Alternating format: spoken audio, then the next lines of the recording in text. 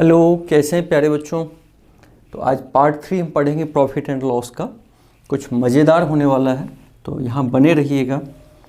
स्वामी विवेकानंद जी क्या बोले हैं, किसी दिन जब आपके सामने कोई समस्या ना आए, आप सुनिश्चित हो सकते हो कि आप गलत मार्ग पे चल रहे हैं। इसका मतलब क्या है प्यारे बच्चों, कि अगर हमारे जीवन में हम चलेंगे तो समस्या आएगी। कुछ लोग उस समस्या को देख के वापस आ जाते हैं, कुछ लोग समस्या से लड़के आगे बढ़ जाते हैं, वही विजेता होते हैं। तो हमें समस्या से विचलित नहीं होना चाहिए। तो देखिए फिर क्वेश्चन में मजा आने वाला है। Mohan sales 2 tables. मोहन क्या किया, 2 टेबल को सेल किया, एक ये और दूसरा ये, ठीक है। फॉर Rs 500 ईच, मानी ये भी 500 में सेल किया है और ये भी Rs 500 में सेल किया। उसके पास 2 टेबल था, बेच दिया। Each gaining 10%, 500 each gaining 10% on one and losing 10% on other. एक पे क्या हुआ, एक को 500 में बेचा तो हुआ है गेन 10%, लेकिन दूसरे पे लॉस 10% हो गया। बड़ा दुख की बात है। इसका मतलब क्या निकल रहा है, दोनों टेबल अलग अलग पैसे में खरीदा था, कॉस्ट प्राइस दोनों का अलग अलग है।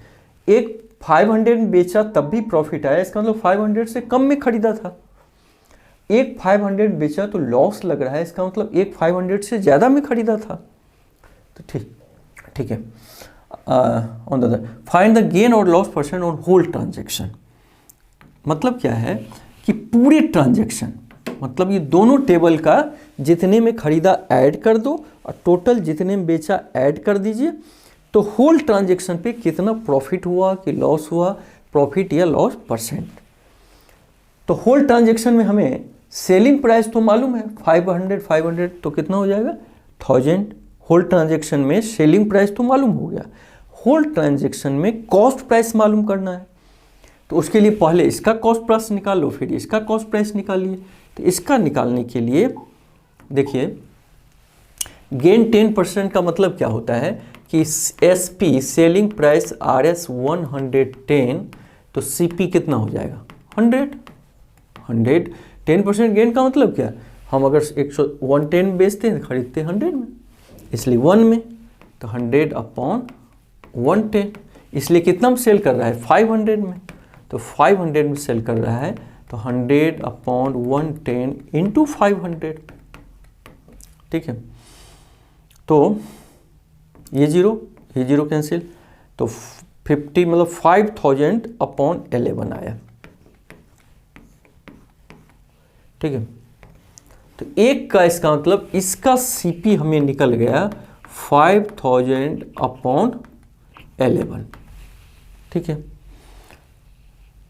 भाई ऐसे समझिए, 10% प्रॉफिट पे ये बेच रहा है, तो 110 बेच रहा है जब खरीद रहा है 100 में, इसलिए 1 में, तो 100/110, इसलिए 500 में बेच रहा है, तो 100/110 इंटू 500, तो ये 0 कैंसिल, तो 1000 को 50 से, तो 5 पे 30/11। एक का CP निकल गया, अब दूसरे का CP निकालो इसी तरीके से। इसमें देखिए लॉस होता है 10%। लॉस 10% का मतलब क्या है, इफ चूंकि सेलिंग प्राइस दिया है, सेलिंग प्राइस की पहले लिखेंगे हम, कॉस्ट प्राइस निकालना है, तो 100 में 10% लॉस का मतलब 90 है सेलिंग प्राइस। तो इफ SP 90, CP 100, Rs 100, तो 1 में, तो 100/90, और ये कितने में बेचा है 500 में, तो 500 अगर सेलिंग प्राइस है तो कॉस्ट प्राइस कितना हो जाएगा 100/90 इंटू 500, ये 0 कैंसिल, 5000/9, माने एक खरीदा है ये 5000/9 रुपीज में, एक का निकला 5000/11, ये 5000 है। तो इसका मतलब होल ट्रांजैक्शन में टोटल CP मतलब दोनों का मिला के, तो एक का है 5000/11, 11 प्लस 1 का है 5000 अपॉन 9, तो 99 9 45,000 55,000, तो ये हो जाएगा 1 लाख अपॉन 99। टोटल सीपी इतना निकला, ठीक है। और टोटल एसपी कितना निकलेगा, तो टोटल एसपी 55 में बेचा है, तो टोटल एसपी कितना निकला, तो 500 प्लस 500 इज इक्वल टू 1000। तो ये देखिए 99 से डिवाइड किया है 1 लाख को, तो 1000 से कुछ ज़्यादा आएगा, इसका मतलब इसको प्रॉफिट हो रहा है। नहीं, कॉस्ट प्राइस ज़्यादा है, सेलिंग प्राइस कम है, तो लॉस हो रहा है इसका मतलब। तो कुछ मिटाना पड़ेगा, जगह कम है, तो चलिए इसका मतलब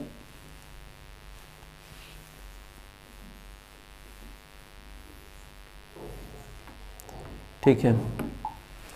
तो टोटल सेलिंग प्राइस आ गया और टोटल कॉस्ट प्राइस आ गया। तो ये देखो, अगर 99,000 होता तो 99 से डिवाइड करते हम तो 1000 आता, लेकिन ये 1000 से ज़्यादा होगा क्योंकि 1 लाख है, अर्थात कॉस्ट प्राइस ज़्यादा सेलिंग प्राइस कम है, लॉस हुआ बेचारे को।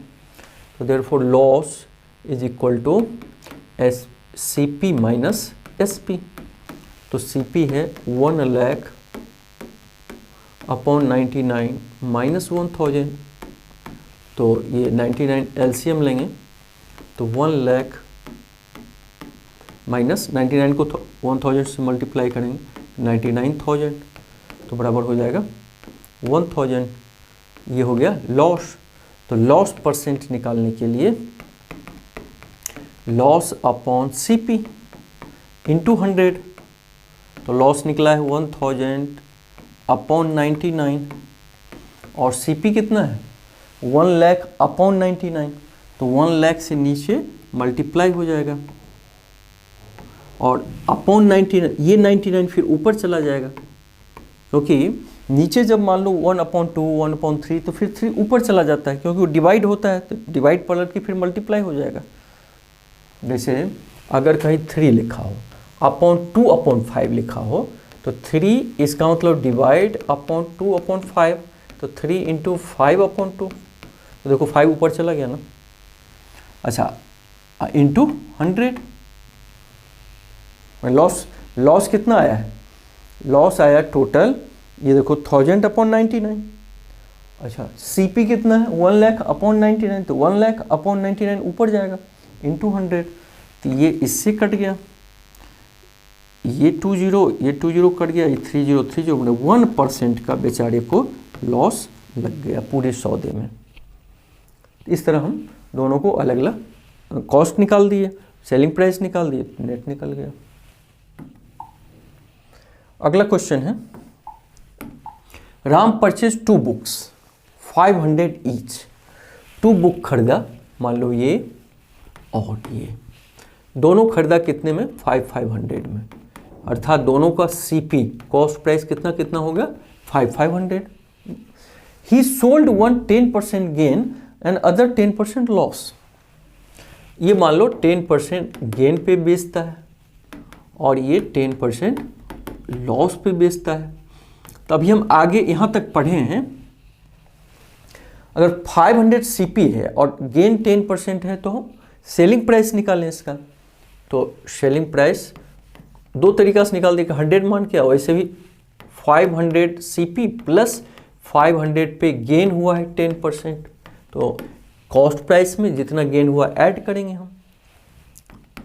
तो 500 प्लस 500 अपॉन 10 इंटू 10/100, तो इज इक्वल टू 500 और प्लस 50, तो आर एस 550। एक का सेलिंग प्राइस निकल गया, इसका निकाल के देखिए।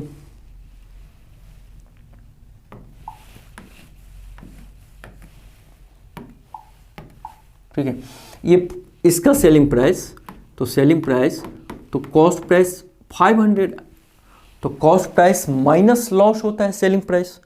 सेलिंग प्राइस मतलब जितना कॉस्ट प्राइस था, मान लो ये 50 में खरीदे, 10 रुपीज़ लॉस में बेच रहे हो, तो 50 माइनस 10 40 होगा सेलिंग प्राइस, मतलब कॉस्ट प्राइस माइनस लॉस। तो 500 और इसका 10% लॉस हो रहा है, तो 500 का 10%, या जो तरीका हम 100 वाला बोलते हैं उससे भी निकाल सकते हो। तो 500 इंटू 10 अपॉन 100, तो 500 माइनस 50 मतलब 450। मैंने अच्छा सब में एग्जाम वगैरह में लिखना, सब में रुपीज़ RS लिखते रहना, यहाँ तो थोड़ा टाइम बचाने के लिए ऐसा करते हैं। तो प्यारे बच्चों, एक बेचा 550 में और एक बेचा है 450 में, तो टोटल, पहले टोटल कॉस्ट प्राइस निकाल दो, टोटल CP। एक खरीदा 500 टोटल 1000 CP हो गया। टोटल SP यानी सेलिंग प्राइस, तो एक बेचा 550 में और एक बेचा है 450 में, तो दोनों 1000 हो गया। इसका मतलब क्या निकला, ना लॉस हुआ ना प्रॉफिट, जितना में खरीदा उतने में बेच दिया, तो लॉस ना प्रॉफिट। तो इस तरीके से हम निकालेंगे।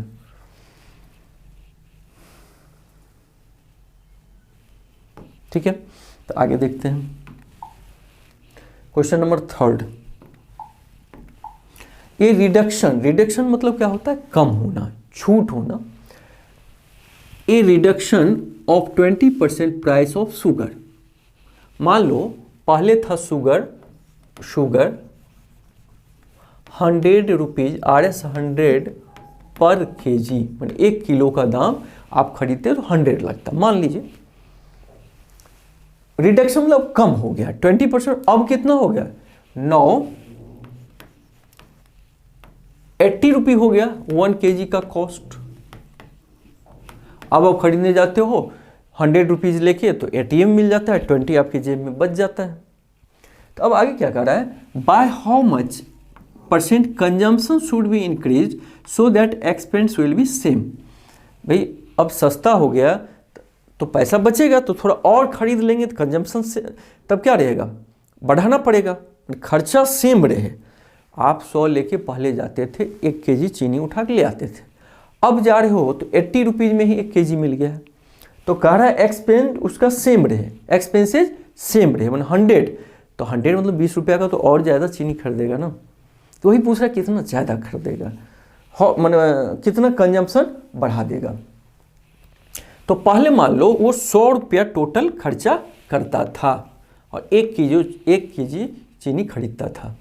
अब 80 में 1 केजी होता है, तो 1 रुपीज़ में 1/80, तो 100 रुपीज़ वो उसके पास में था, तो कितना खरीद लिया वो, 1/80 इंटू 100, मैंने अब खरीदा है 5/4 केजी। मैंने अब अगर चाहेगा 100 रुपये का खरीदना तो 5/4 केजी, तो पहले तो 1 केजी खरीदता था, तो कंजम्पशन कितना बढ़ाना पड़ेगा खर्चा सेम के लिए। तो increase in consumption, increase in consumption. अब 100 रुपया में 5/4 केजी और पहले 1 केजी खरीदता था, मैंने 1/4 केजी इसको अब खर्चा मैंने खपत बढ़ाना होगा, तब भी पैसा 100 का 100 ही लगेगा। तो परसेंटेज पूछ रहा है, बाय हाउ मच %। तो देखो 1 केजी में, इन 1 KG sugar consumption be increased, बढ़ाना पड़ेगा कितना, 1/4 केजी। मैंने 1 केजी पहले खरीदता था, अब 1 केजी प्लस 1/4 केजी ज़्यादा खरीदेगा, मैंने 1.25 किलो खरीदेगा। तो देयरफॉर परसेंटेज हमेशा किस में निकाला जाता है, 100 में। तो 100 केजी में 1/4 इंटू 100, तो 425, आंसर हो जाएगा 25%।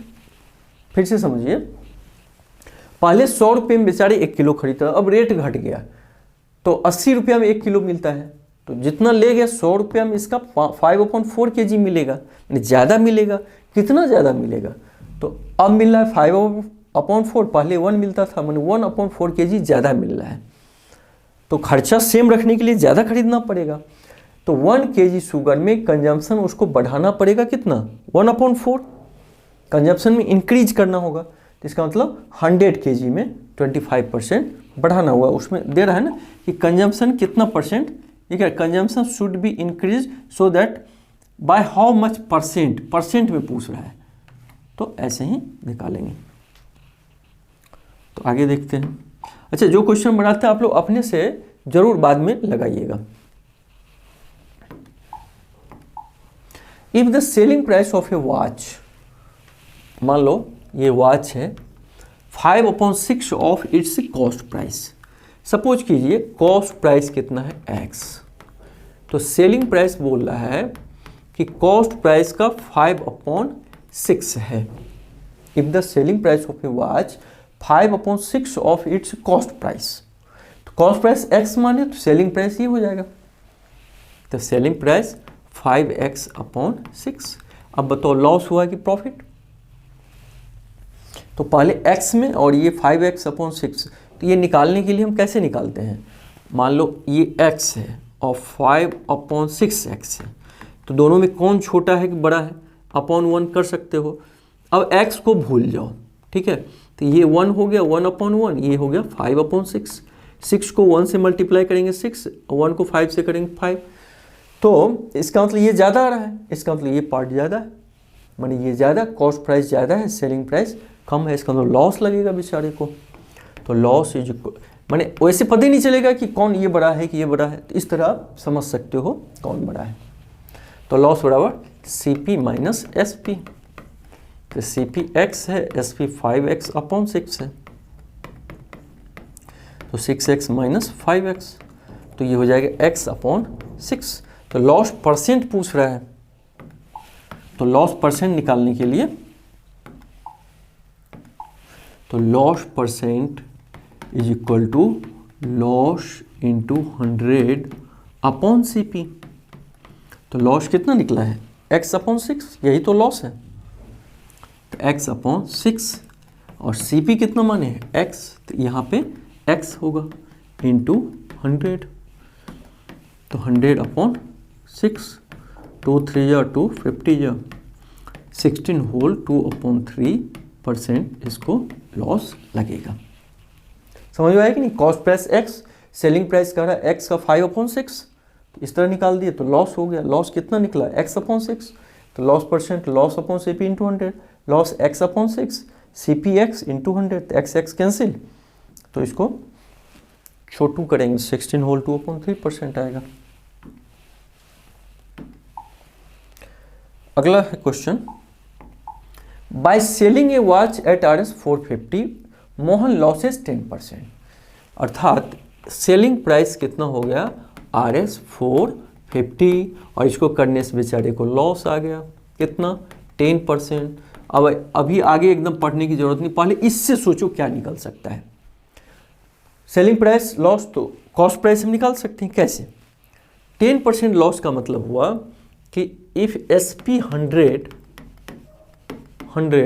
तो CP कितना, सॉरी सेलिंग प्राइस 90 ना, 10% लॉस पे बेचता है ना, मैंने 100 अगर कॉस्ट प्राइस मतलब खरीदा तो बेचा कितने में 90 में, तभी तो लॉस हुआ बेचारे को 10%।